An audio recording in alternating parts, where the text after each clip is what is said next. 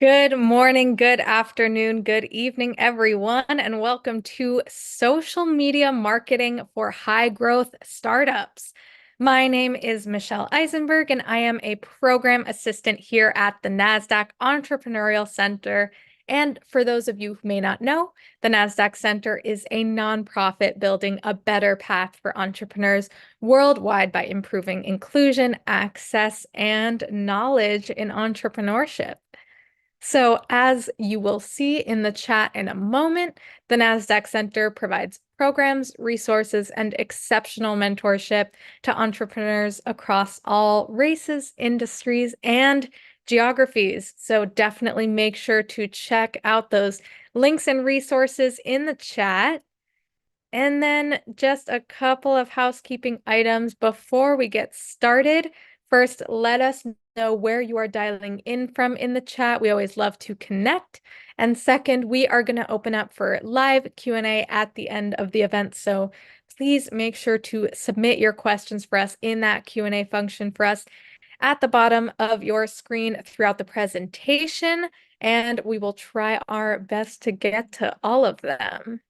And of course, none of what we do could be possible at the center without all of the amazing support from our sponsors, including NASDAQ, Lehigh University, BMO, Airbnb, KPMG, Wilson Sonsini, Microsoft Entrepreneurship for Positive Impact, BPM, and HubSpot for Startups. We are humbled by their contributions and hope you are grateful too. And so before we get started, we always like to launch a couple polls, step back, see how everyone's doing today. This first one is going to ask, how are you feeling? Fearful, anxious, surviving, or optimistic? And I'll give it just a couple moments for folks to think about it, submit a response here. Awesome. Thank you. Thank you. All right, I'm going to end this poll and share these results.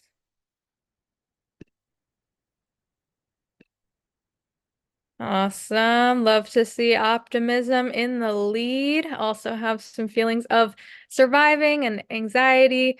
Hopefully, some of our conversation today will help out in those areas. I'm going to stop sharing this poll and launch the second one. What is keeping you up at night? Finance, sales, marketing, scale, pivot, team, or surviving? And this one just helps us understand your current needs as an entrepreneur, as a business leader, so we can make sure we are continuing to develop relevant and meaningful programming for all of you. Awesome. We got folks from Cleveland, Ohio, New York City, New Orleans, Chicago, Illinois, San Francisco, Columbia, South Carolina, Tampa Bay, Florida, Virginia, Alpharetta, Georgia. Awesome. Dayton, Ohio, Huntsville, Alabama, Canada, Detroit, Michigan, Spain, North Carolina, Alaska, Frisco, Texas, Memphis, Tennessee, Washington, D.C. Welcome, welcome. So great to have everyone dialing in here from all over the place. Awesome. I'm going to end this poll and share these results. All right, we got a good mix here. Looks like finance coming up in the lead, sales and marketing right up behind, but we got needs all across the board here. So thank you all so much for participating. Super helpful. I'm going to stop sharing this poll. And without any further delay, please join me in giving the warmest welcome to our special guest, Ashley Rector, founder at Quimby Digital. Ashley, it is such a pleasure to have you here today with us. I'm super excited for this, and I'm going to pass it right over to you. Yay, thank you. I'm so excited to be here today talking to you guys about social media marketing. So, without further ado, I'm going to show a presentation. So, We're going to be talking about social media marketing for high growth startups today. I did want to cover a few housekeeping items. So, Hannah and Tori from the Quimby team are on the call and they're going to be answering questions from you in the Q&A box and also in the chat. So, in the spirit of connection in social media marketing, I would love if you could drop your business name and your Instagram handle in the chat function, and Tori will actually give you guys a follow from the Quimby account. We'd love to keep up with all of your happenings. So you're probably wondering who I am and Quimby's expertise in the social media marketing realm. A little about me. I'm a former attorney turned entrepreneur. It's a weird and winding story, but I practiced law for a number of years for a publicly traded real estate company. While I was there, I got the itch on the creative side to launch a digital and print magazine called Harness. We celebrated the stories of women from around the world. I scaled that organization substantially. We had over 6,000 writers internationally. We published 6 print issues, and we amassed over 20,000 followers organically on Instagram. And this was over a decade ago in the app's infancy. So, needless to say, you can say that I've been in the trenches of social media marketing since 2016. I've seen the rise and fall of apps. Here's looking at you, Vine.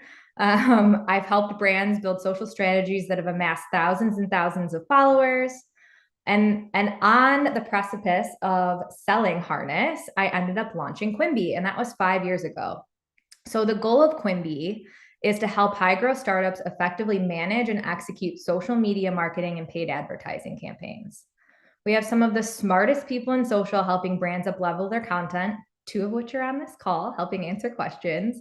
I firmly believe in hiring people who are smarter than you. And so I've done that at Quimby. And that's one piece of business advice I always give everybody. So our core service offerings are social media marketing, which means content creation, social strategy, analytics, execution, community management, and paid advertising. So ads on Google, Bing, TikTok, Meta, you name it. As a big thank you for joining the call today, we wanted to give back. And so after meeting with the team, we decided that we're going to give away 5 mini social media strategies to everybody who attends this call. So there's a special link that we will drop in the chat, and I know it will also be circulated after this call. All you have to do is fill out the form, and then we're going to do a raffle and give it away on April 15th. So this is a high value offering, and we're happy to help 5 businesses.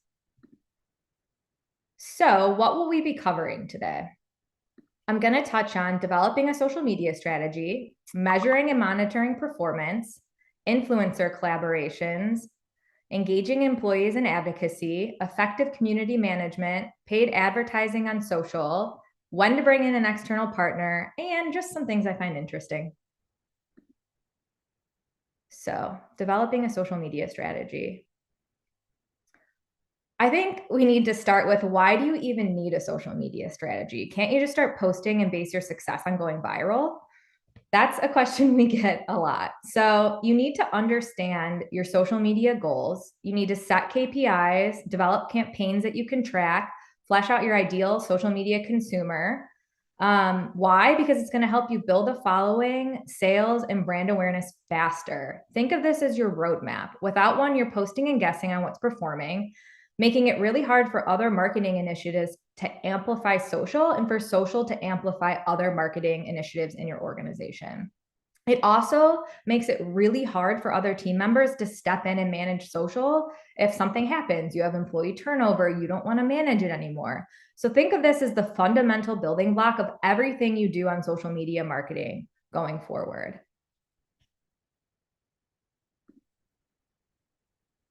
So, are you wondering what goes into a social media strategy? When we build out social media strategies for brands, gosh, the presentation's normally like 26 to 30 slides long, and we cover a ton of content. But here are some things that we include in our social media strategy. So, define clear objectives aligned with your business goals. So, do you want to generate brand awareness? Is it for lead generation? Is it all of the above? You probably understand your target audience, but based on your target audience, what channels do you think they're actively engaging and interacting with? What are your competitors doing?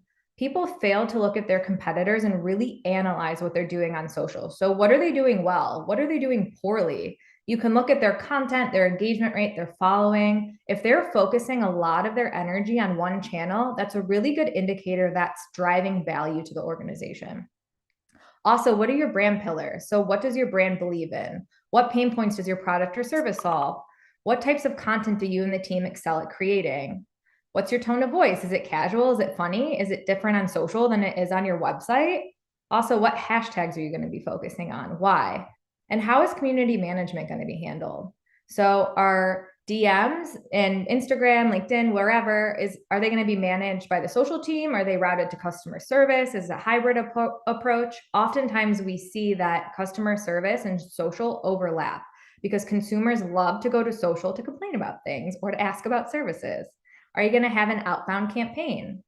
We'll dig into community management a little bit more on this as well. So the meat of the social media strategy are your brand pillars and campaigns. So I want to focus on this a little bit.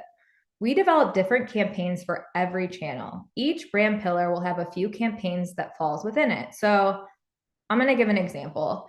A brand pillar could be product and sales. It's very broad, but within that pillar would be a campaign that you could readily track. So like Wacky Wednesday, where we give half price deals or promote a specific facet of a product or service. I'm actually going to show you too the part of the Quimby strategy deck. So it's like what the strategy we set for Quimby itself to promote on social. So this was done, goodness, like 6 months ago. So this is a little bit outdated, but you can see it. Okay. So as you can see here, Instagram is our hero channel. So we'll dig into that in a little bit, but we have a few campaigns going right now. So you can see we have a weekly celebrity meme, what's trending, services and education on like what we offer, mindfulness, client celebrations, feed makeovers, social media struggles. So within our campaign deck, we also will decide like what days we're posting it. What is the post going to be? Is it going to be a reel? How many times a week are we going to post it? What is an example of copy that we are going to be posting with this content? Are we going to have copy in the graphics? And then there's a few other miscellaneous notes. So the goal of this is to have a really detailed campaign plan. So when somebody steps in, they can review this, the team is aligned. You can go in here and see, okay, we know that weekly celebrity memes are trending and we're posting it 2 times a week. Like, let's kick it up to 3 times a week. So I hope this is helpful. You'll also get that since you're going to get this deck, you can also mirror this for yourself. So if you're looking and wondering, okay, but what are the brand pillars these are even falling within? Product and services, mindfulness. So Quimby is really big on mental health awareness. So we wanted to develop a campaign that went to the ethos of our brand. So mindfulness, that's how it came out. Client celebrations, because customer service is centric to everything that we do. And then education. So those social struggles are often like education pieces and components. So I love giving actionable tips. Social media is overwhelming. I know this. So start with a focused approach on 2 key platforms where your target audience is the most active. We call these hero channels. So you will have hero channels and you will have secondary channels. So focus 80% of your energy on the hero channels and 20% of your energy on secondary channels. Once you get those hero channels down pat and they're a slam dunk and you feel really good about them, then move on to your secondary channels. I think when I'm consulting with startups, especially high growth startups, they are on every channel and they are spread so thin. And that's common, right? So how am I supposed to be on X, LinkedIn, Facebook, Instagram, Snapchat, Pinterest, God, what else? Lemonade, if people are still on that, and do it well. You can't. You have to bite off portions and do it effectively on smaller channels. And so that's what we recommend. So when we roll on with a brand, we'll tell them what their hero channels are and what their secondary channels are so we can move through it effectively. Regularly review and adjust your strategy based on engagement metrics and audience feedback. So when we're looking at content, I mean, follower growth is great, but that's one of the least statistics I look at. I want to see if the content is engaging. I want to see if it's driving clicks to the website. I want to see impressions. So we adjust the strategy every quarter. So I don't think that you need to go in and do an overhaul every single month. In fact, I wouldn't recommend it. Let the content ride for 3 months and see what's actually performing well.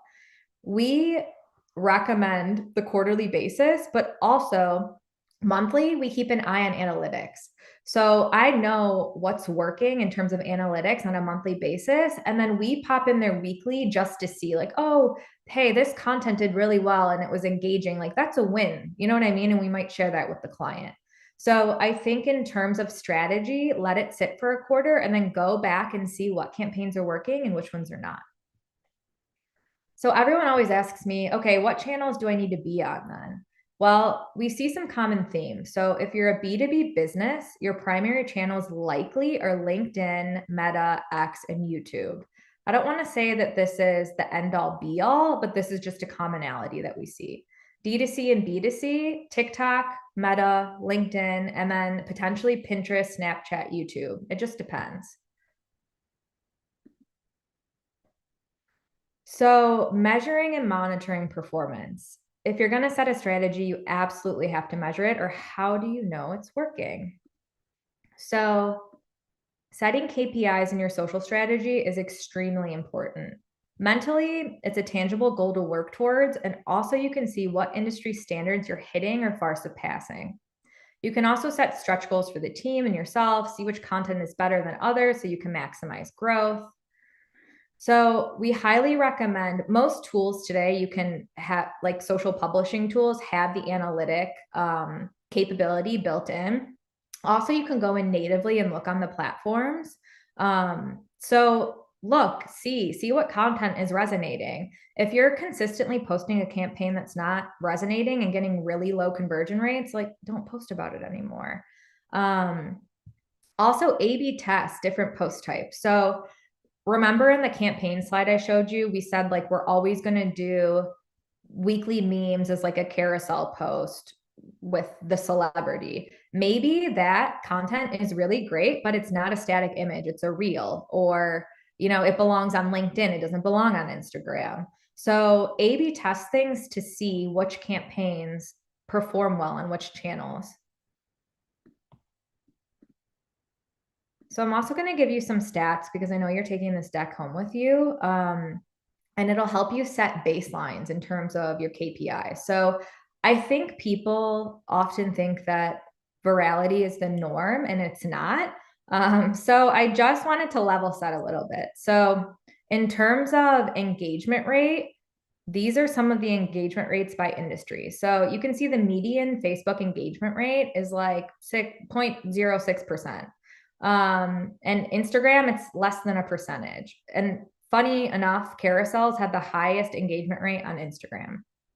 So you can look at these engagement rates and then start setting baseline KPIs for yourself.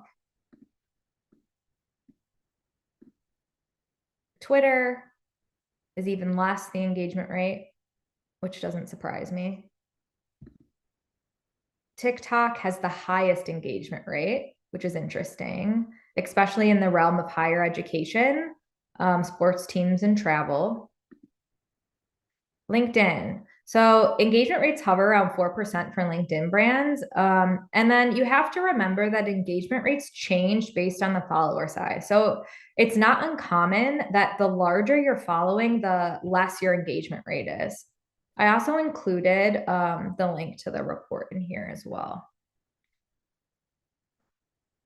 So in terms of follower growth rates, so usually we're seeing most channels hover around 1% or a little bit more than 1%. We see higher numbers than that. So it's not uncommon to be higher than that bench or that base rate, but I just wanted to put in here what's reported. So if you're talking about social, you have to talk about influencer collaborations. So I'm going to touch on this as well. Influencers are just inevitably a topic of discussion. If you think about it from a consumer perspective, friends buy from people they trust. So micro influencers with a small cultivated community pack a powerful punch because what they recommend is often accepted. I included some pricing on the next slide around influencers. It's a jumping off point. Honestly, every influencer is different. So I would just use this as a guide. It's going to depend on success they've had in the past, their engagement rates, their follower size, what types of content they're going to be doing for you. So is it video? Is it going to be in their feed, or is it going to be on their story? Is it TikTok? Is it going to be on LinkedIn? Are they including it in their blog and newsletter as well? One thing I do want to shy away from, and I get this question a lot, is influencers don't want to trade for product anymore. So you've probably have seen a lot of influencers putting brands on blast for reaching out to them and basically asking for content in return for product. I know it seems you are providing value because you are providing product or a service, but as content creators, they're really shying away from this practice. So I would just be careful in terms of brand reputation for reaching out and asking for free work essentially in exchange for product only. And here are some of the rates.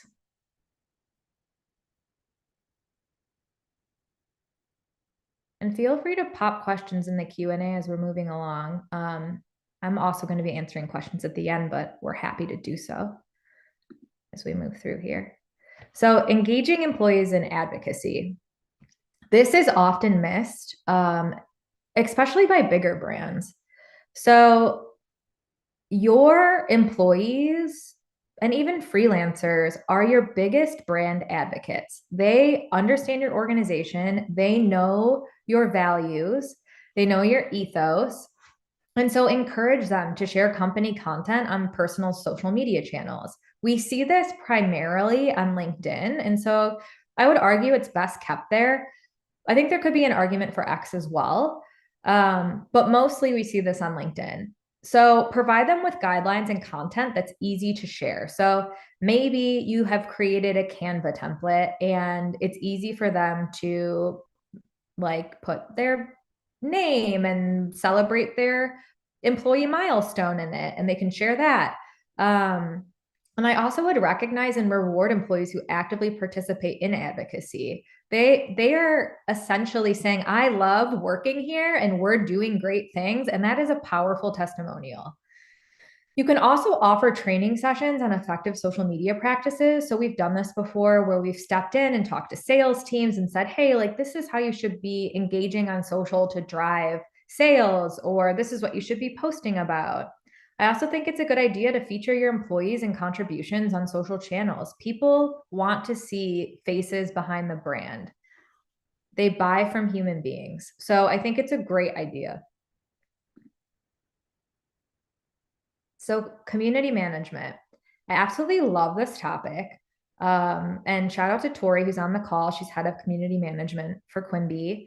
But you can post the best content on the planet, but if you're not actively engaging with your community, you're missing out on growth. So what is community management? I think this gets muddied a lot.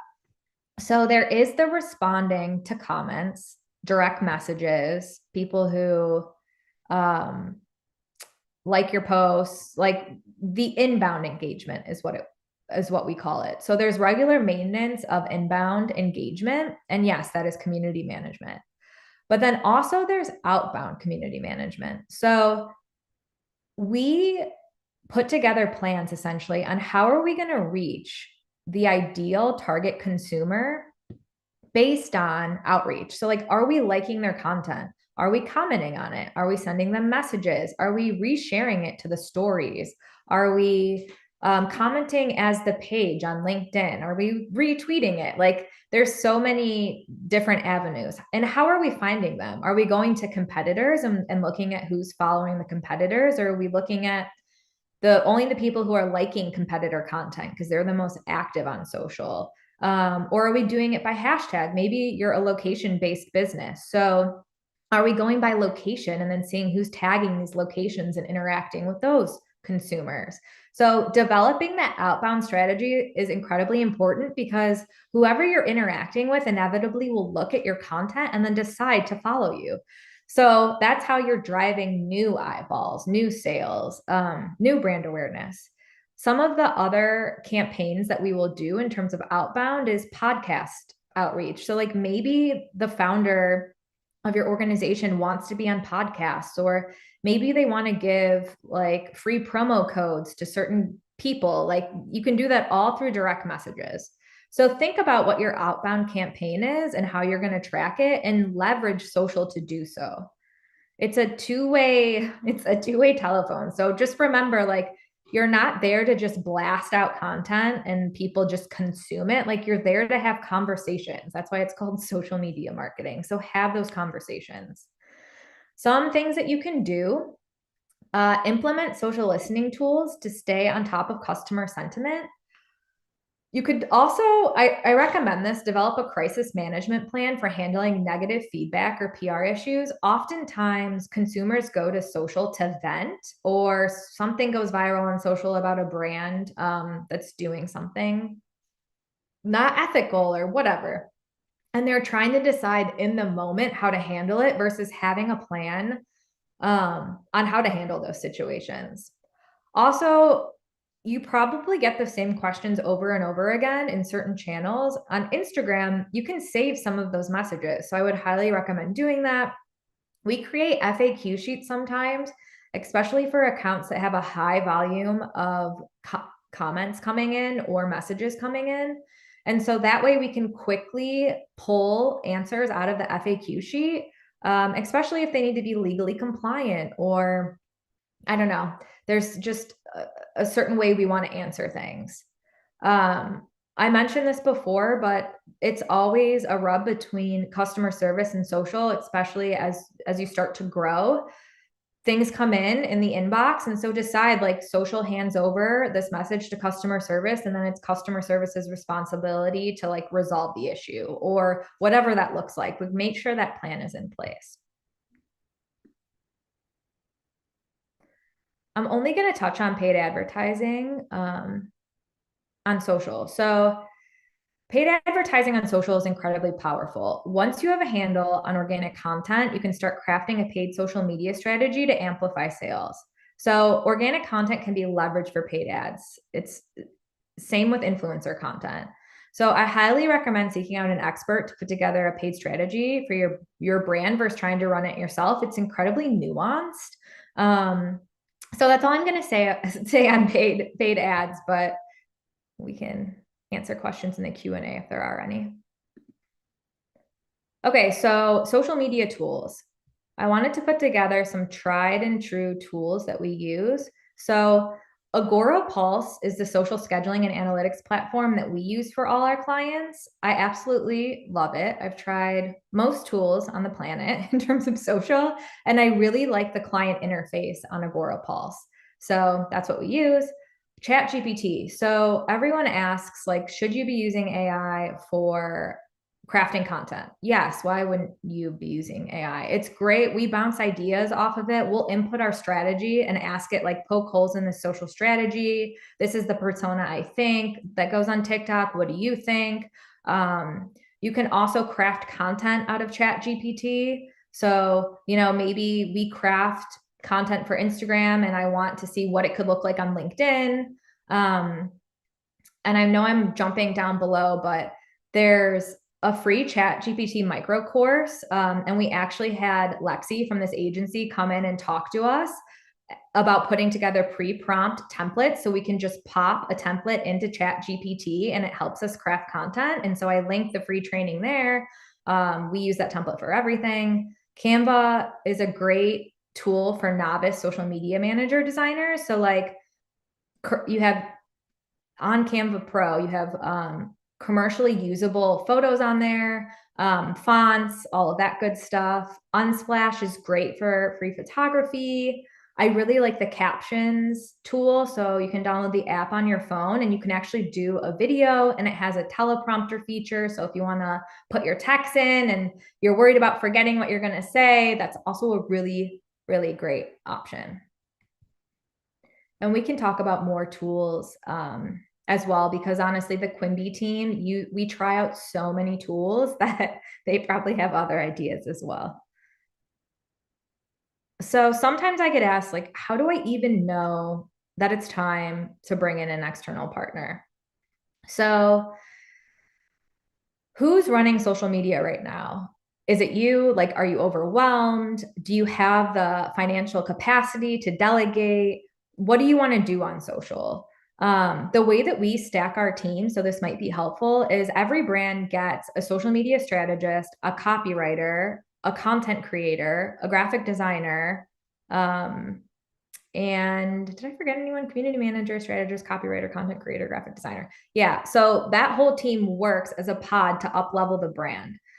They all are laser focused on what they do. They all love what they do. And so that's why it works for us. But maybe you don't have an entire team to delegate to like that. So what if you don't have the time, but you do have the team to delegate to, like, what are they good at? How can you fraction out the social media role so it's not overwhelming? And then if you do have the capacity, then yeah, maybe it's time to plug in an agency as you grow. Find a social media freelancer, whatever serves you. And I'm happy to talk about that more as well. Okay, so I wanted to stop because I don't think we often take stock of what's working in our business. And I know this is a little unconventional since it's a social media call, but that's just how I roll. So whether you are at the beginning of your business journey or at the end, it's a magical place to be. New beginnings are brimming with opportunities, and midway points are a great time for inflection. Take a deep breath, exhale, celebrate the years of service so far. Social media is fast, it's exciting, it's sometimes overwhelming. And today you took one step towards easing that overwhelm. You're going to get this whole presentation. You're going to have access to me and you're going to figure this out. But just realize, like, you sat through this call. You just learned all of this information that you might not have known about, and you are on your way. So, gratitude. Okay. So, these are just some weird facts I find interesting in social media marketing. So, I wanted to put it in here, and then we're going to get to the Q&A. So, Facebook is still growing. Is anyone shocked by that? I mean, personally, on content wise, like, Facebook seems to be dying in some respects, but community groups on social media are thriving, and the stats show that Facebook users are still growing. So the average internet user spends 2.5 hours on social media per day. Think about that. And on the internet alone, they spend 6 hours. That's a crazy amount of time. So if you are not on social media marketing, think about that's 2.5 hours you're missing out on a daily basis for reaching your target consumer. So I always say this, and I feel like people don't believe me, but social media is the new website. So a consumer and your target audience will look you up on social before they even look at your website. Think about that. It used to be, oh, I'm going to go to this person's website, do some due diligence on them, and then maybe I'll check out their social channels. It's been reversed engineered. So now people are going to your social channels and then thinking about going to your website. So mind blown. I'm not going to go through this, but I think that this will help you in determining what social channels should be your hero channel. So this was pulled out of, I can't remember the stats, the website's in here somewhere, but this is each platform's USP. So like, this will help you decide, okay, maybe I should dedicate my time to TikTok because most people are consuming funny content on there and my brand's funny or whatever. So I hope that this is useful down the road. And finally, this is how you can get a hold of me, and we'll pop all these links in the chat as well. And without further ado, it's time for our Q&A. Awesome. Ashley, thank you so much. That was such an incredible overview and just so comprehensive. Thank Uh, you. and if you are in the audience, I know we have a bunch of questions coming in already. If you have a question for Ashley, please drop it in that Q&A function. We will try to get to as many as possible. So just to start off, you mentioned social listening tools, and we have a bunch of questions, kind of like just talking, if you could talk a little bit more about like what that is and how it can be, how that technology can be leveraged to gain insight about customers, competitors, just the market landscape in general. Yeah, so social listening tools are now provided with like most social scheduling platforms. And the things that can be tracked, sorry, I'm like, oh my God, there's so much you can do with social listening. So you can look at hashtags and you can see like conversations that are happening around certain hashtags. So that could be relevant in terms of your industry. Like, let's say you want to deal with startups, and then all of a sudden you're starting to see like Nasdaq startup is like a ton of chatter is starting to happen within that hashtag. You can go in and interact. So it will drive community engagement and potentially sales that way. You can monitor your brand. So, especially for bigger brands, you can see if the sentiment is good or bad. So, maybe something happens. This is a bad example, I guess, but like T-Mobile service is down, right? And then like people are talking about on social, oh my God, T-Mobile, the service is down. You'll start to see the sentiment analysis so you can get ahead of it. You can monitor competitors and see what they're talking about. So there's so much you can do in terms of like online monitoring. Well, and that's super helpful. And honestly, I'm not sure a lot of entrepreneurs even like know, that those tools are there. So that's awesome.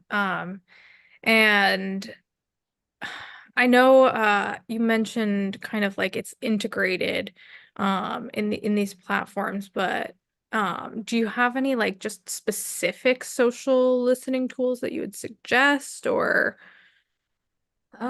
See, everything I use is has social media scheduling, but I believe that Brandwatch is one of them. And honestly, I know there's some other agency owners who are on this call too, who are in social. And so they can also pop some, and Hannah, feel free to pop some in the chat as well. But Agora Pulse obviously has one, Sprout Social has one, Brandwatch. And those are like off the top of my head. I see we got some Q&A questions. perfect?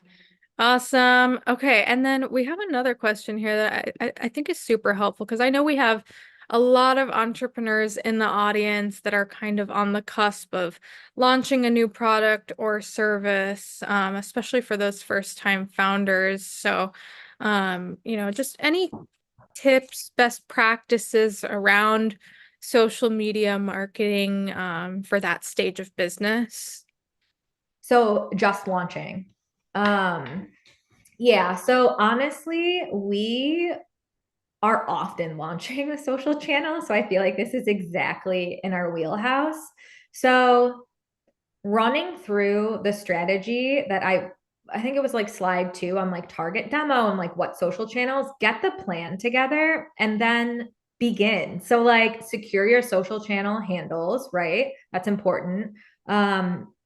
Make sure that they're almost the same across every platform. If somebody's looking up Quimby on Instagram, they're looking up the same handle on TikTok. So we always try to get like same or similar handles. So you pop up, optimize your social media profile. So don't slack on the bios, right? Like everything is optimized for SEO. So make sure your Instagram handle is up to date, LinkedIn. Also clean up your personal profile. So consumers will go to the founder pages. So some founders are public. I know I am. And I post a lot of content about family. maybe I don't want my community to know that I have whatever it is, right? So like, and then LinkedIn as well. Make sure you're cleaning up your LinkedIn profile. And then in terms of content, you just have to start posting. So use Canva, leverage your team, build out the campaigns. And you just have to begin, right? And get in that regular cadence. I love the social tools because you can bake out your content calendar like a month in advance. So maybe sit down for a day and bake it out or hire a team, whatever you need to do. But I think you can, another follow-up question to this that I always get is, should I launch social channels before my product is ready? Right. Or like before my service is ready. That's how I launched Harness. So like and it actually makes sense. Like you start to cultivate a community if it's applicable to your brand that's growing alongside your company journey. So if you decide to launch socials on the day that your product drops, who are you announcing your product to? Nobody's following you. Do you know what I mean? So I think it's good to start getting content up there and like cultivating the audience. Maybe Q&A. Like, do you have packaging you're trying to decide on? Q&A. Like your social audience, take them along this journey. They want to be invested in your brand. So if it's applicable, I think that's one way you can do it. Totally. And like, yeah, I see a lot of like new up and coming brands, like they'll make a social media account, they'll do little content teasers, get people kind of excited about, what's on the horizon. And it really kind of booms at that moment of launch, with that investment of engagement. So I think that's awesome advice. Um, we have a couple other questions here, kind of twofold around prompting. One, kind of specific around like leveraging prompting for ChatGPT, like idea and development.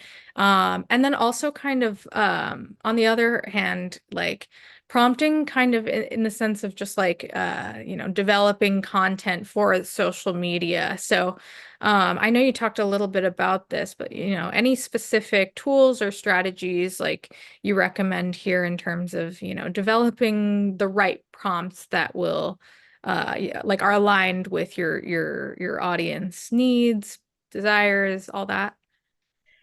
Yeah. So in terms of AI,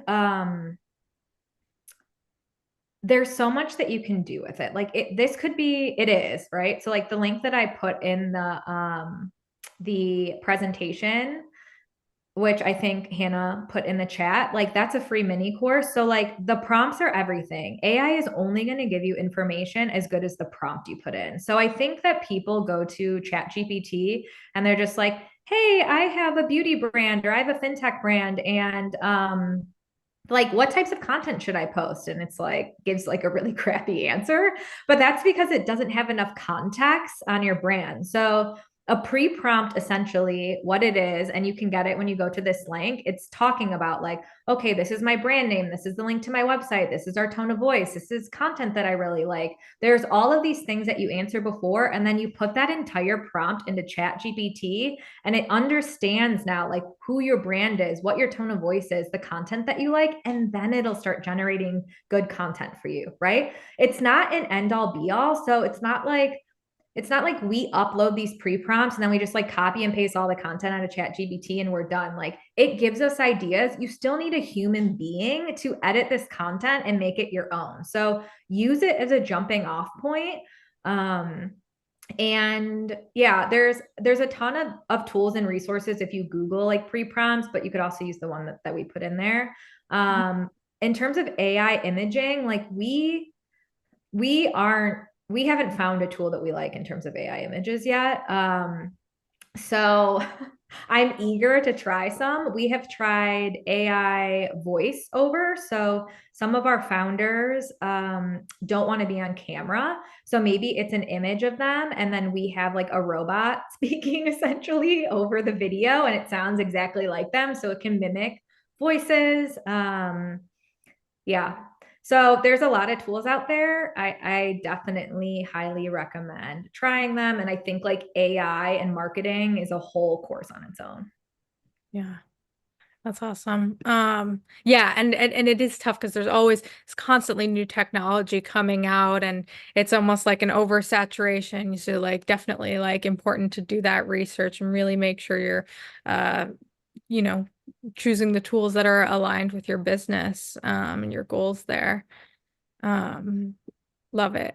I love this question. I think it's really interesting. You talked a little bit about influencer marketing. And this person is wondering, about like how might a founder and their business kind of like determine like the desired return on investment, like of, like working with an influencer. This person has tried influencer marketing. None of them have brought in sales.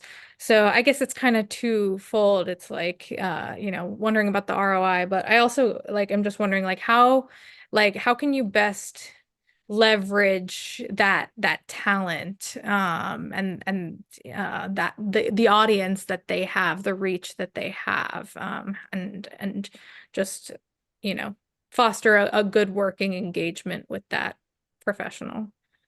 Yeah, this is a great question. Because I think a lot of people have been burned by influencers. So this is not uncommon. So if you feel like, oh my God, I ran this and it was a flop, like you're not the only person that this has happened to, right?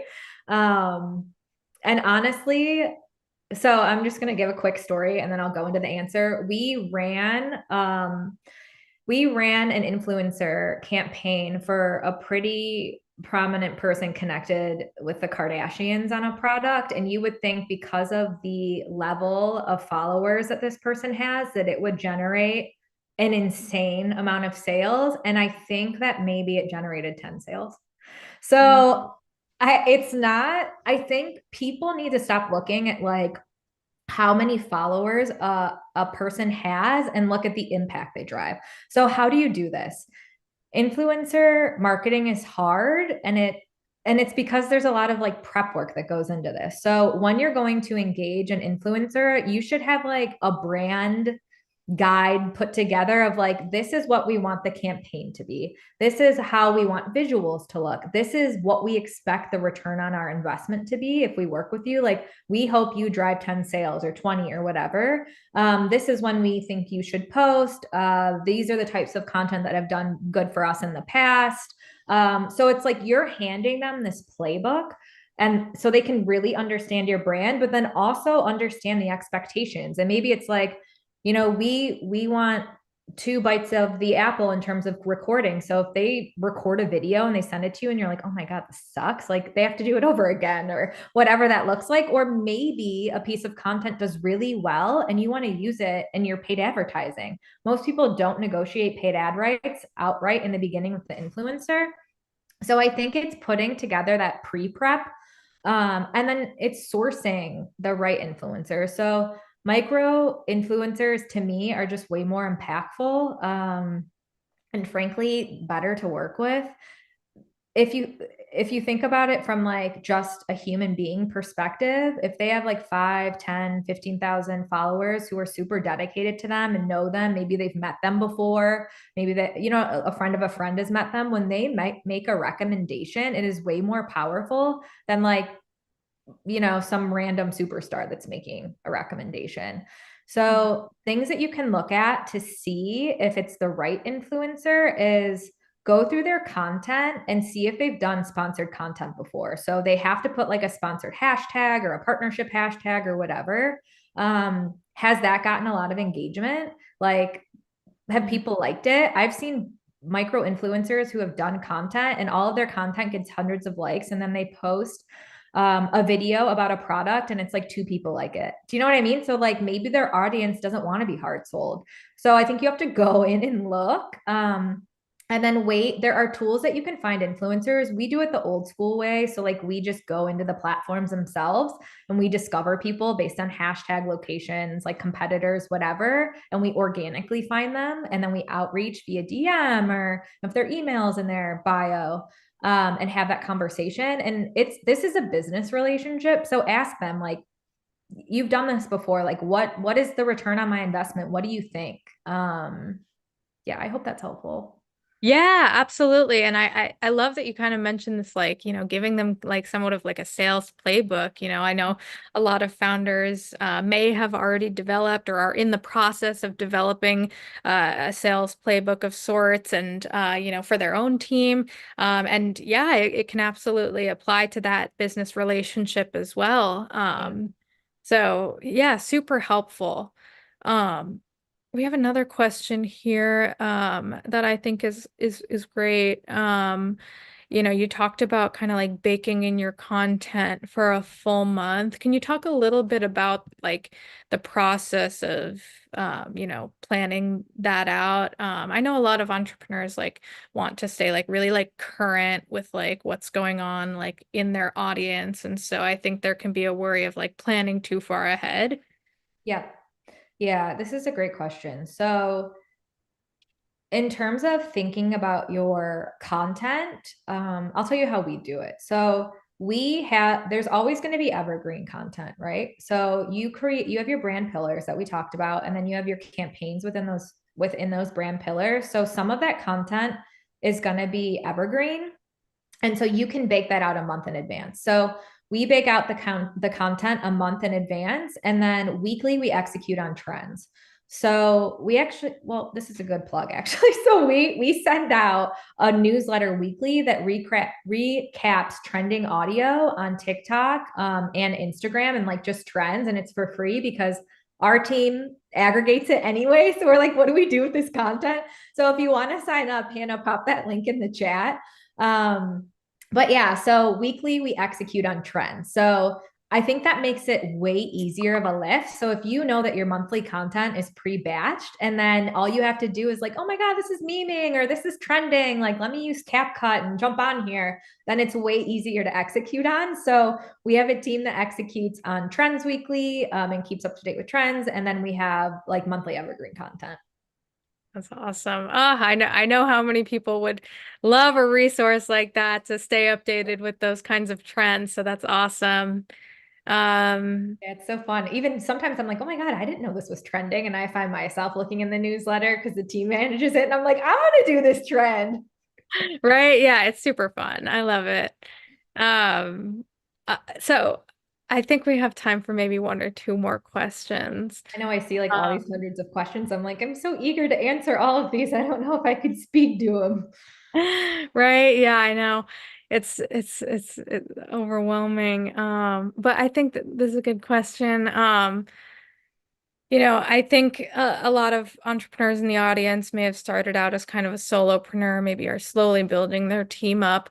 For somebody who's maybe looking to hire somebody to kind of like manage their social media strategy and execution, um, what are some tips on just like how to best support that role from the founder perspective?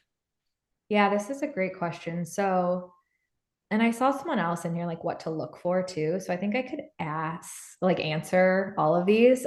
So in terms of hiring for this position, I definitely would look at personality fit. So like you're going to be working closely with this person. And as a founder, you are going to have to, or let's say CMO, we work with a lot of CMOs too, you're going to have to give some guidance in the beginning. So, being very communicative with your social media freelancer or your agency is needed. I think people shy away from like critiquing or giving feedback. Like, we tell all of our clients, give feedback, right? Like, we want to know if you think this sucks. So, I think it's having that really open relationship. And then, in terms of hiring, obviously make sure that they've done this before. Um, and what are they going to do? Like, so what is their scope, whether it's a freelancer or an agency? Like, what are they going to cover? Have it really outlined. Are they responsible for community management or is it just posting? Are they going to be creating the video content or is that your responsibility and they're going to be editing? So, like, we work in two facets. Sometimes founders just send us content to edit, and other times we produce all of the content. Um, are they going to be creating graphics? Are they doing the copy too? How are they measuring performance? Like, is a strategy going to be delivered? So, I think just really drilling down on scope so you understand what you're responsible for and what they're responsible for. So, at the end of the day, there isn't like any miscommunication. Yeah, love it. Absolutely.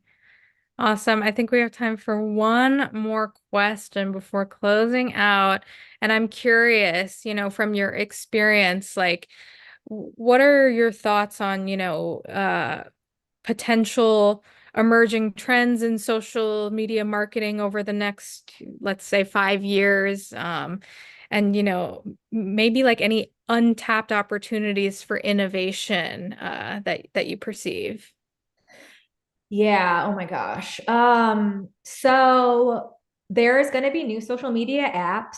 So just expect that. I think people, if you feel overwhelmed right now, like just expect like five more apps to be launched this year. You know what I mean? So that's why it's really important to hone in. I think AI is going to play a huge component. So I think we're going to start seeing this debate in terms of like, is that AI created? You're already seeing it now, or is that a real human? I think there's going to be a divide. And this sounds really weird, but it's going to be like organic versus non-organic, like food, but in like terms of AI. So I'm curious to see how that pans out. A lot more tools are going to be developed. Like I have a secret tool that I'm going to be developing for social media using AI. So I'm curious to see the landscape in that respect. I do not think TikTok is going to be banned. So if you're wondering that, I get that question a lot. I don't think so. They are launching a competitor app to Instagram. So I'm curious to see what that looks like. Um, and what else? Oh, influencer marketing is going to start getting a lot smaller scale. So like I said, the micro influencers, it's going to be like these small communities that are really driving value, and brands are starting to get like longer term brand relationships in place with micro influencers. So you might see the same micro influencer for like an entire year or 2 years, and there's six of them who talk about the brand versus that like 50 influencers in 1 month and then they're gone. That doesn't cultivate authenticity. So I think that's going to be more common. Love it. Ashley, this has been such an incredible presentation, conversation. If you had just one key takeaway or piece of wisdom you wanted to leave with the audience today, what would that be? I would say just begin.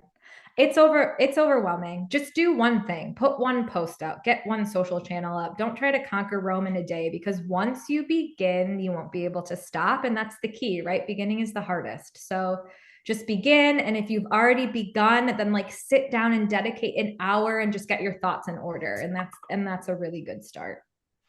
Awesome. Ashley, thank you so much for taking the time to share your insights. And on behalf of the Nasdaq Entrepreneurial Center and everyone here today, we are just so grateful that you joined us today. Yay, thank you. It was so nice to be here with all of you, and feel free to connect with me. I'm always happy to answer questions.